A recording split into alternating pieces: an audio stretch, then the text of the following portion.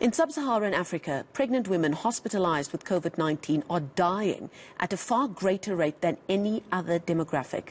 This was revealed in a new multi-center study across 6 African countries. The findings confirm pregnant women should be prioritized for COVID-19 vaccinations.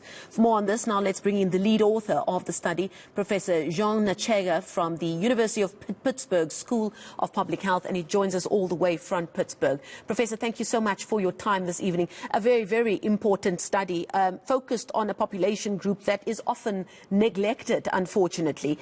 Set us up for this conversation. This study focused on 1,300 female patients of childbearing age across the Democratic Republic of the Congo, Ghana, Kenya, Nigeria, South Africa and Uganda.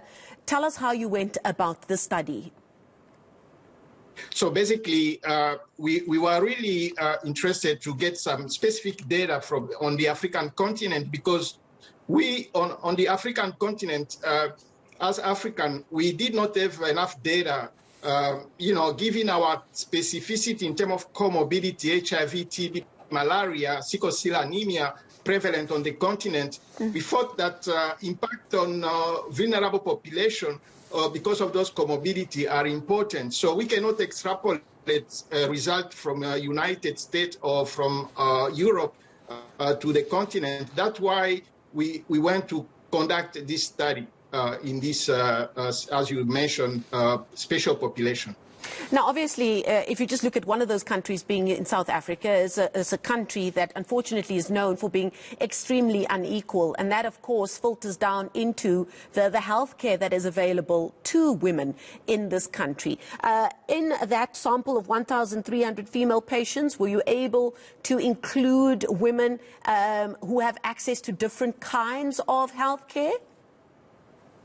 That's correct. So our participants across South Africa represented the majority of our sample, and there was a variety across socioeconomic status of our participants. And again, as I mentioned, this study, whether you look at South Africa, Kenya, Uganda, or Ghana, Nigeria, or DRC, the mortality are quite staggering. As you mentioned, we show that being pregnant was associated with more than doubling the risk of ICU admission, nearly doubling the hazard of death among those women. But what is most important also, we found that among all women, being HIV infected, having a history of prior tuberculosis or having sickle cell anemia was really a risk for ICU admission. So this added really to the importance of this study. Now, outside of those vulnerable groups within your study group of childbearing age, what could you glean from the behavior of COVID-19 on that sample? What have you learned from it? And then based on that, how will it be able to inform how women in this part of the world are treated for COVID-19? So basically, it's a bidirectional relationship. So pregnancy impact worsen outcome of COVID. At the same time, also COVID impact outcome for pregnant women. So the implication is basically we need to prioritize COVID vaccination to pregnant women. And this is a big challenge because pregnant women are even more hesitant for COVID vaccination. Vaccine hesitance, it's a global issue, but more so for pregnant women because they are worried about the safety of their baby also. So that's why I think they've been influenced a lot by misinformation on social media of infertility, of prematurity.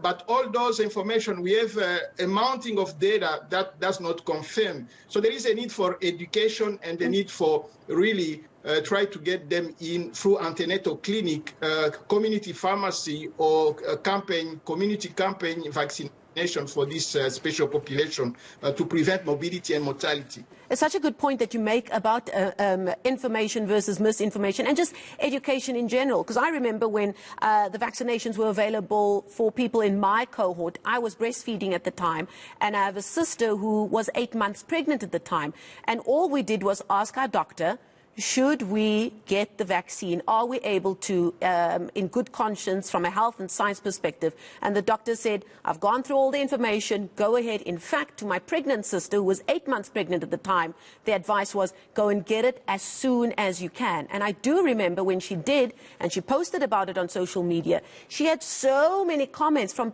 other pregnant women saying, are you sure it's okay? What did your doctor say? And these are people who've got access to information via the internet. What then of women in the same situation but who don't have that kind of access to information? How are we ever going to get over that problem? Because it seems that seems to be the greatest tool in trying to get people who really need to get vaccinated as soon as possible. You touch on a really great point. That our next step as research is what we call implementation science research, to try to see how we can come up with some creative implementation research to try to improve uptake in communities.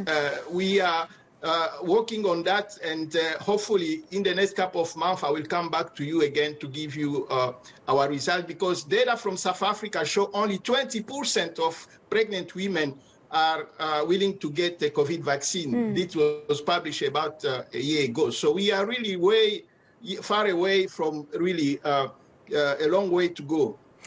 Prof, a question that perhaps is a bit of a curveball, but just a couple of months ago, there was a big study that came out about the problem of obstetric violence. That's still a big issue in southern Africa.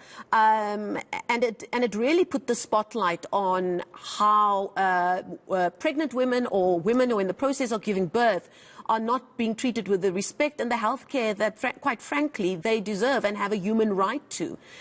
Did any of that rear its head within your study, that in as much as the COVID-19 numbers pertaining to pregnant women were really bad compared to other demographics, how much of that had to do with pregnant women not being given access to the health care that they needed with COVID-19?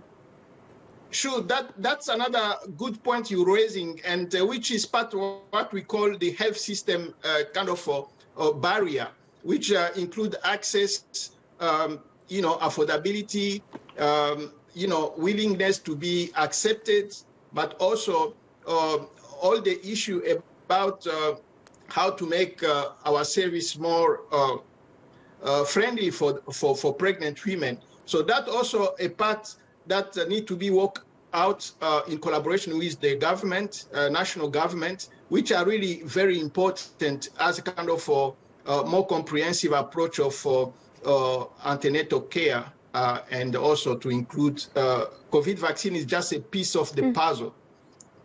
Okay, we're going to leave it there. Thank you so much for your insight and very, very important work. Thank you so much for having me. Okay, Professor Jean Nchega from the University of Pittsburgh's School of Public Health, a very, very important study done in conjunction with Stellenbosch University. COVID-19 greatly increasing the risk of complications and death for pregnant women in sub-Saharan Africa. And they do also point to a very low number of pregnant women that are getting vaccinated. So that's a very, very important note to get out there.